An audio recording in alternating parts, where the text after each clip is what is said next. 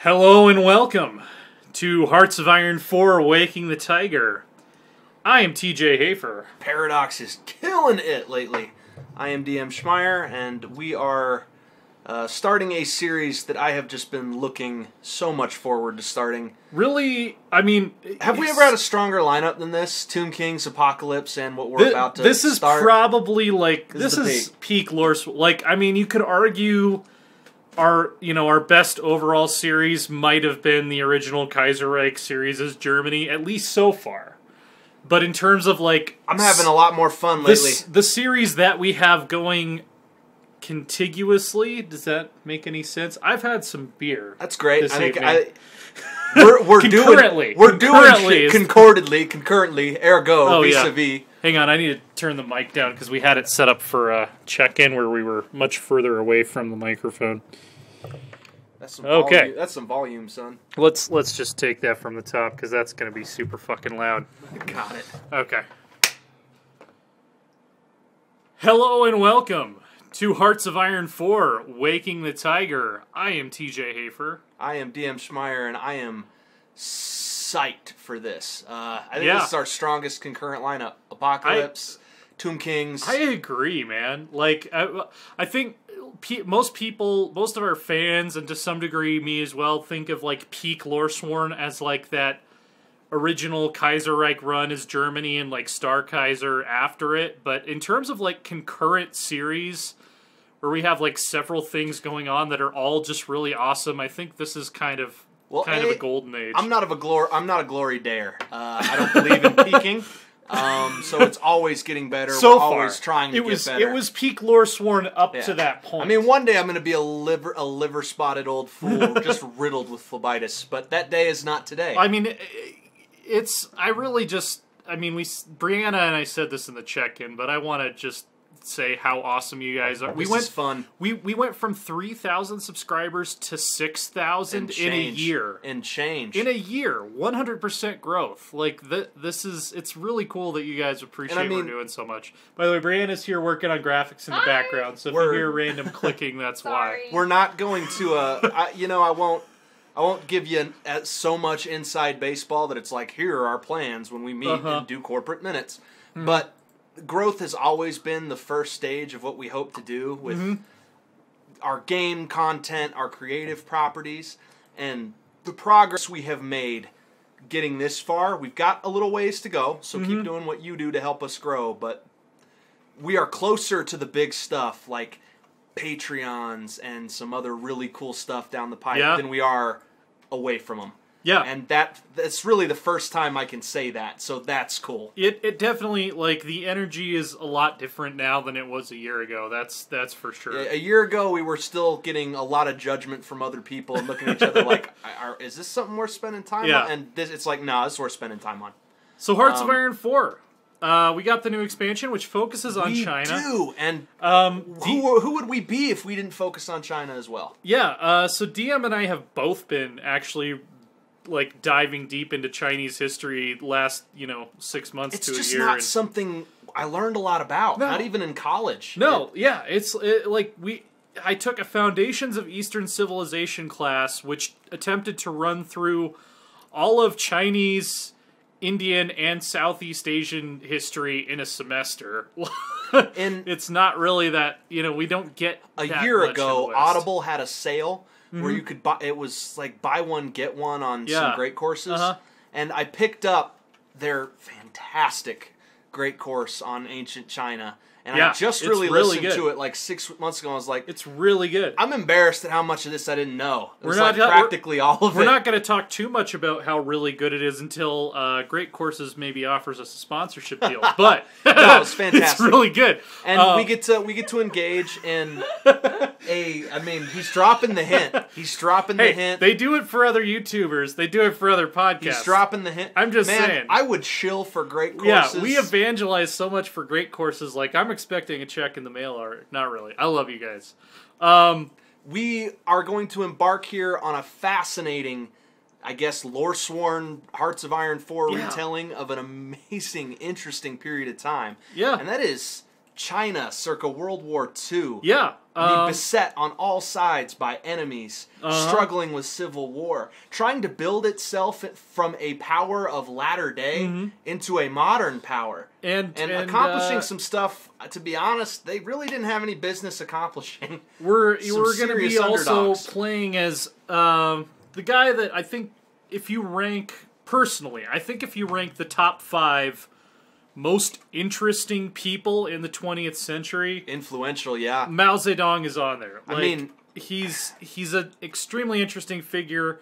He's seen as a hero by some. He's seen as a mass murderer by others. We're not here to talk about that. We're not going to get into the nitty gritty. I think you can say that in terms of blood and iron, he built a monument for himself in the history books. I mean, he turned like a ragtag group of rebels into a very effective army. Let's see if we can do it. And so brief history, as written by Paradox, a mere 2 years ago, the Communist Party of China faced utter annihilation.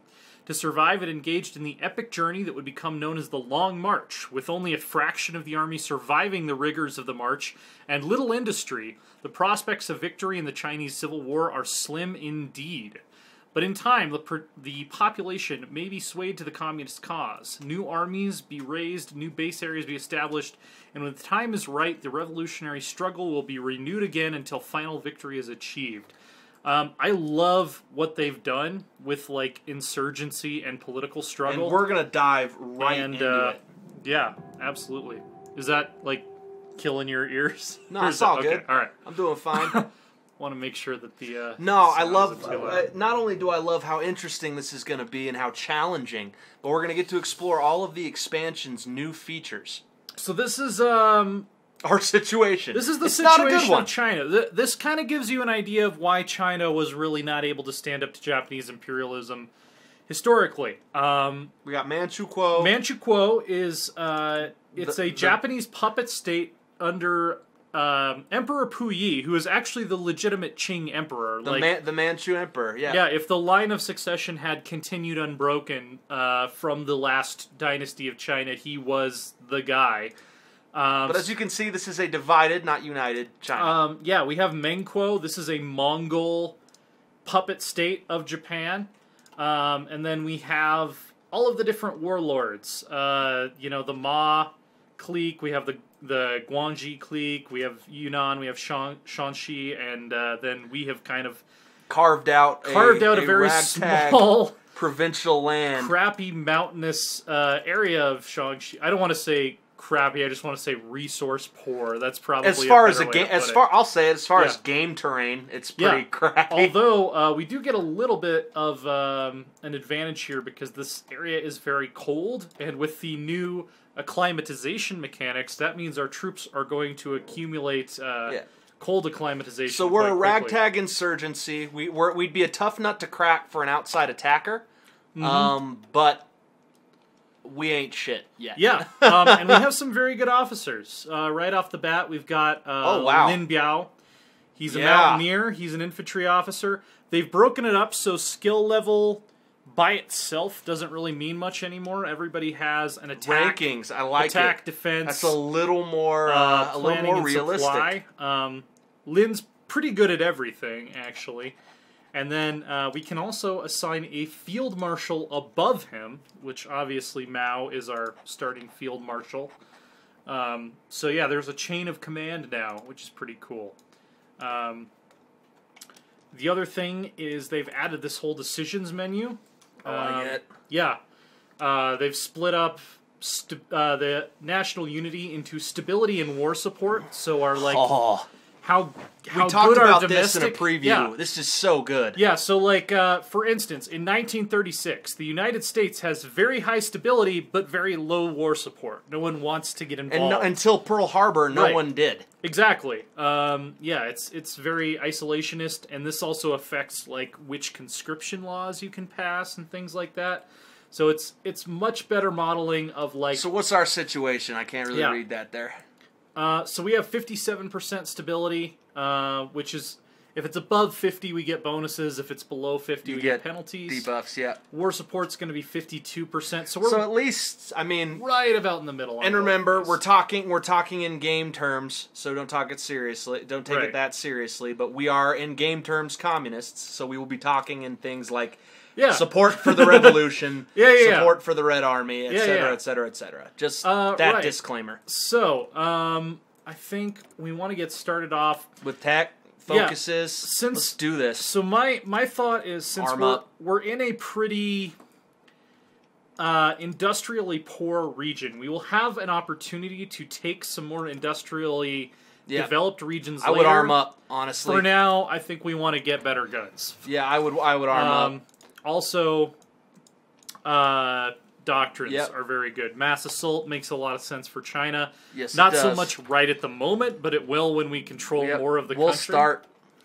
National focuses. Now the Communist China focus tree is big, broad, and detailed. I got to look at this a little bit before we started. And this is sick. If we become the ruler of China, we get even more focuses. Yeah, it's nuts. So let's take a look, because it ties into our focus tree. Let's look at our starting situation. So the aftermath of the Long March, the long retreat into Shanxi has depleted our forces, and the Yan'an base area is not yet ready to support a major uprising. Some serious penalties for industry. It'll take time or outside help to recover, so that's something we're going to have to deal with. Low popular support. The peasants have suffered hard in the Civil War. If we want to become accepted as the legitimate government in China, we must win their support. Yep. So when we can get rid of that, that's going to make our stability and war support go way up. Power struggles, definitely something that was going on at this point. Definitely. The party is internally divided about the best way to proceed. Struggles between various factions have erupted and will continue until one of them reigns We're supreme. A mess, basically. Yeah, I mean... Look at all these penalties. We're a mess. Yeah, so Red Army weakened, exhausted from the long march. Our Red Army is not fit for combat just yet. We must form new units and form a new army of liberation. So before we can really think about taking on Chiang Kai-shek, we need to deal with the fact that we're destroyed. We've been whooped. We've been whooped. We took a whooping, a serious whooping. So, so part of the way that we're going to be able to kind of build ourselves back up is by engaging in the Chinese power struggle. Yep. Which will allow us to assert that we are the legitimate government, which is we represent the proletariat ostensibly, which is what Mao did historically, and then eventually we're also going to be able to play with the new border struggles mechanic, which is a way we can take provinces without fully going to war, which is pretty cool. I like that. So I think we want to probably start with well, let's look at them. Yeah, so talk them over. Strengthening the central secretariat. Eventually, that's a great tree. Yeah, it'll eventually lead us to being able to get rid of the power struggles, to gain some stability, and take communist China in some ahistorical directions. Right. We could go, which is social interesting. democracy. Zhang Lan was kind of the guy that was behind that. We could go more towards the Soviet route. Wang Ming was the guy that was kind of... Or we could go for that. Agrarian socialism. Or agrarian socialism, which is Mao's preferred... Yeah, this is Paradox's take on how Mao went. Yeah, China's not like the industrialized nations of the world. To expect a communist revolution, as Marx imagined, is to misunderstand the position our country finds itself in. So we'll talk about that one. I don't think we need to go that direction yet. So land redistribution, I think, is a really strong start, because it gives us stability and war support. It gives us what we lack. It lessens our penalties. It also gives us another research slot, because being restricted to 2 research slots kind of sucks. Killer. So we're going to do that first. So for centuries, the people who work the land have been forced to pay rent to the people who actually own it. We will change this. Which in Shanxi, at least. As long as we are in southwest Shanxi, that's not that big a deal. Tall of an order, because we're kind of the only authority here right now. So I'm just going to set up a garrison order on the border with the Ma clique, who were, I mean, in my opinion, some right bastards. And we will start training our army. And start, I guess, using what little industrialization we have to fortify, maybe? Oh, yeah, we have some free civilian factories. So, honestly, I would work on our roads, if anything. So infrastructure, that would give us more tungsten and more steel, because the higher the infrastructure level, the more... I would start that. Yeah. If we have land, let's be able to use it. Might would as be well. my argument. Might as well. It'll also increase our supply and our movement speed and stuff. Yeah. So this is going to be one of those. I'd up the speed. Oh yeah. Yeah. Definitely. This is going to be one of those starts where we're going to talk a lot about our situation. As some stuff builds up, because we are not in good shape at the moment. Unless you're playing as Italy, I mean, who doesn't speed 5 through the first 3 years of this game? Like, there's not really a lot of. Yeah, we need some focuses. That's really what we need. We need some focuses to turn our situation down. We got to do some, Anyway, no divisions in basic training. Do we have the population? We do, actually, though, because we're have Chinese. We do have plenty of population. We don't really have the infantry equipment. That is something that the Chinese nation never struggled with, was, hey, we don't even have the guys to do this. We don't even have the population. Which, by the way, we're going to lose some unit experience, but... No, I don't want to disband our entire army. Don't have any time for these garrison divisions. Nope. We're doing full-on divisions. I do like that they modeled that. Chinese didn't. It wasn't a population problem that they had. No. There are a great many Chinese folks in this situation. Yeah. I hear talk that I've read somewhere. I forget where. That's one of the things that Japan factored in when it's like we've got to deal with this. We got to deal with this country, because if we don't, we can't keep up with them. They're big. They are. Yeah. So, let's see. Provoke Japan, as if we would have to do that. Yeah, that's not going to even be necessary. As if we would have to do that. Dude, they're coming at us. So, what kind of happened historically, and what I think is going to be the wise choice for us, is to side with the Chinese United Front. Yes. And once Japan is repelled, then we have some room to maneuver. I haven't heard a credible argument militarily for not doing that. Yeah, it's like, why would you get on an island with a more powerful, aggressive, like just brutal adversary bearing down your neck? Because I mean, what's the best case scenario, right? If China's being attacked by Japan, and we overthrow China, like the Chinese nationalist government.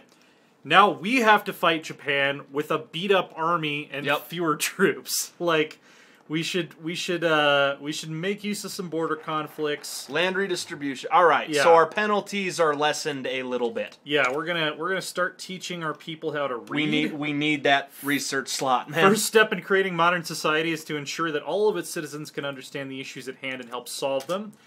The remilitarization of the Rhineland. Worrying. We need that extra research slot in the worst way. Yeah. 2 research slots, you just don't make any progress at all. Yeah, that's garbage tier. That's like, we might as well be playing Tanu Tuva if we're going to have 2 research slots. Yeah, so we are, logistically, we're cranking it out little by little. We are. I mean, at least it's We positive. got a big deficit, but... I mean, the long march, you got to figure all the equipment that got abandoned. Yeah. Huge deficit. Yeah, we've got, let's see, what is our 6,000, so each of these divisions has 6,000 guys in it, so the fact that we're missing 1.2 thousand rifles isn't that bad, like, almost everyone has a rifle. Yeah, so how good's the rifle is the problem. I mean, it's probably not the most amazing rifle you've ever seen, the Type 88. We gotta get those Type 24s. We gotta get those Qingdaos. I should have bought some Qingdao, so we could drink Chinese beer while we're playing as It ain't bad, man. It's really not. It's really good. Interestingly, actually came to China during the time that Germany actually had a colony here. You'll find that with a lot of regions of the world that have a brewing tradition, is that it started up because Germany had a colony. Not a bad country to learn beer from. Not at all. Not at all. All right, how's that going? So I've this is how we spend political power. Yeah, right? I've looked at some of these, like promises of peace. It increases your stability but lowers your war support. Makes sense for maybe the U.S. A certain in the early period of time. Improved worker conditions increases your stability but decreases your factory output. So that's a can't big really left-handed afford that benefit. right now. Look at all that. And we yeah. have border claims. You see those appear? Oh, yeah. Did they just pop Yep. up? Sweet. Let's see. We want to probably enforce the 3 rules next. That gives us stability. Follow orders. Don't steal from presents. Turn in everything captured from the enemy. With these 3 simple rules as our MO, as our rules of engagement, we will show the people that we are on their side. This was something that they did that was brilliant. Yeah. You want to talk about a very unpopular civil war? Mao and his officers sort of tweaked how his insurgents interfaced with the peasantry and with the enemy, and went a long way towards improving their unity and lowering, how would you say it, the antagonism others felt towards their movement. So we can stage an incident at the Ningxia border here, so that means we're going to have to put some guys Do we want on to? the Ningxia border. I think we can win. It looks like they have 2 cavalry divisions there, and that's it. We're not as strong as Chiang Kai-shek. We're not as strong as the Japanese. Probably not strong enough to take on the Guangxi yet, but I think these warlords over here... We might be able to start clawing it out. I think we can outfight them. I mean, with our skill as human players... Yeah, let's see. As soon here's as we the have thing. the political power. I'm not entirely sure how you unlock border clashes yet. With political power, it looks like. Well, in terms of, which ones are available to us. Based on my very brief experience with this expansion so far, it seems like they kind of become available semi-randomly, but we're going to go ahead and do this. So they're going to have the option to move troops here or to cede the territory. It looks like they already do have troops here, so we are going to have to fight.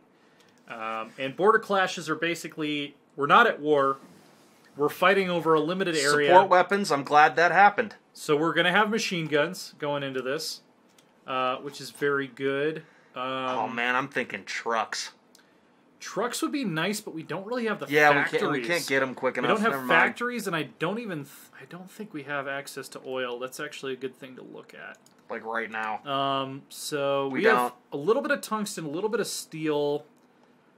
China's pretty oil poor overall, actually.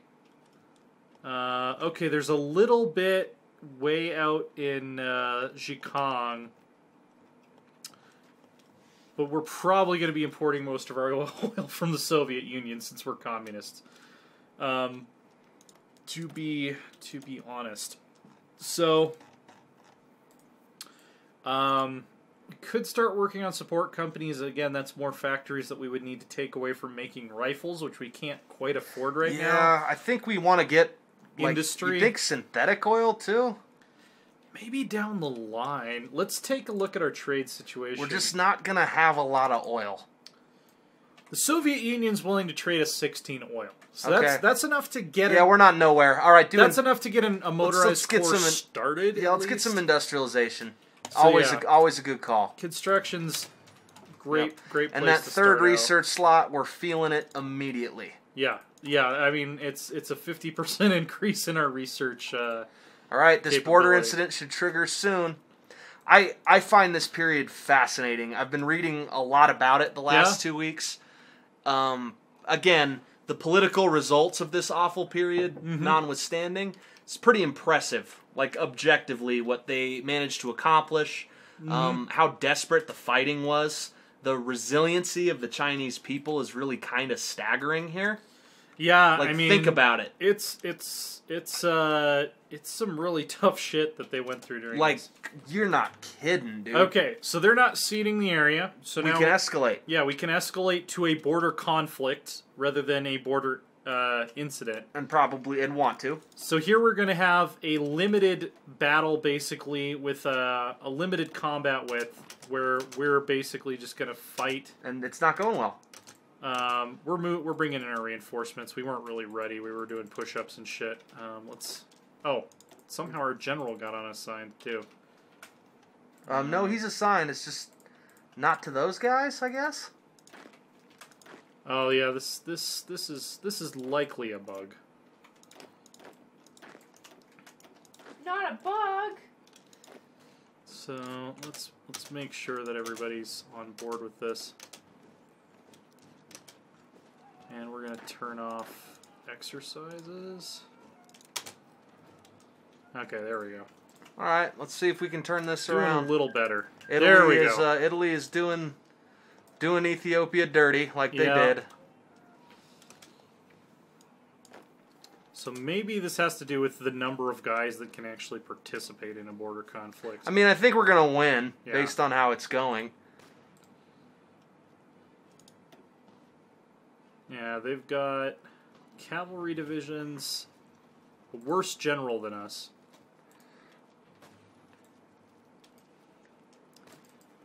So, I don't know why we can't assign these guys to... They're fighting a border conflict. I think that means we can't mess with them. Okay, so that must just be, a side effect of border conflict is that we can't actually add more guys to the order. Well, we might lose this one. Yeah, we'll see. Enforce the 3 rules. We'll take that. That should help. Okay, so banning the opium trade, dens, man. that gives us some stability, which is nice. And that you should do it. Instrument by which the Western powers have brought us to our knees. We cannot allow this evil That's to the spread. truth. The opium wars. The opium wars were, and we are going to lose this one. That's all right. We're experimenting as much as we are.